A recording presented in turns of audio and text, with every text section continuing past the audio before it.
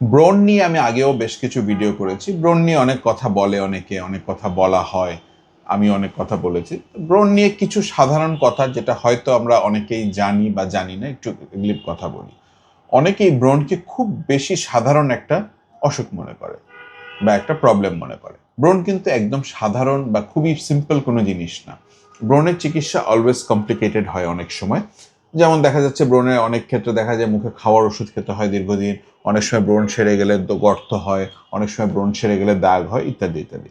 তো সুতরাং একটা কথা আপনাকে ফার্স্টে মনে রাখতে হবে, ব্রণের ট্রিটমেন্ট কোনো সিম্পল ট্রিটমেন্ট না যে একটা ওষুধ দিয়ে দেবো কিংবা একটা ক্রিম দিয়ে দেবো ব্রণ চলে যাবে। ব্রণ একটা অতি শক্তিশালী ব্যাকটেরিয়াল ডিজিজ, যেটা এক ধরনের ব্যাকটেরিয়া দিয়ে হয়, যেটাকে বলা হয় পি একনি বা প্রোপানোব্যাক্টাম একনি। এটা ইনফ্লামেশন তৈরি করে ব্রণ হয়।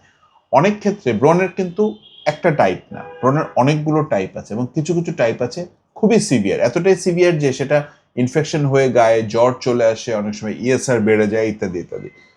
নর্মাল যে ছোটোখাটো পিম্পল হয় বা যে প্যাপুলার একনি, সেটাকে আমরা একনি ভালগারিস বলি। এছাড়াও বেশ কিছু সিভিয়ার একনি ফর্মও কিন্তু আছে, যেমন নোডুলোসিস্টিক একনি, পাস্চুলার একনি, একনি কংলোবাটা বলে এক ধরনের একনি আছে যেটা খুবই সিভিয়ার ফর্মে, অথবা সিভিয়ার পাস্চুলার স্টেরয়েডাল একনি, যেটাতে একেবারে মুখটা ভরে যায়, দেখা যাচ্ছে মুখের দিকে তাকালেই ভয় লাগছে। তো আবারও বলি যে ব্রণের ট্রিটমেন্ট কিন্তু খুব সিম্পল কোনো ট্রিটমেন্ট না, বরঞ্চ এটা এক ধরনের কমপ্লিকেটেড ট্রিটমেন্ট। এবং ব্রণ সেরে যাওয়ার পরেও অনেক সময় ট্রিটমেন্ট দিতে হয় যাতে দাগ না হয়, যাতে গর্ত না হয়।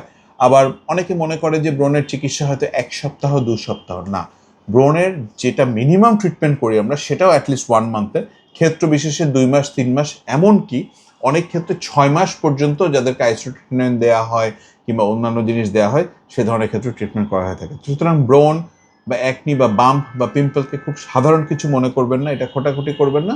হওয়া মাত্র একজন ডার্মাটোলজিস্ট অথবা ত্বক বিশেষজ্ঞ বা ডার্মাটোলজিস্ট ফিজিশিয়ান যারা আছেন তাদের সাথে কনসাল্ট করবেন।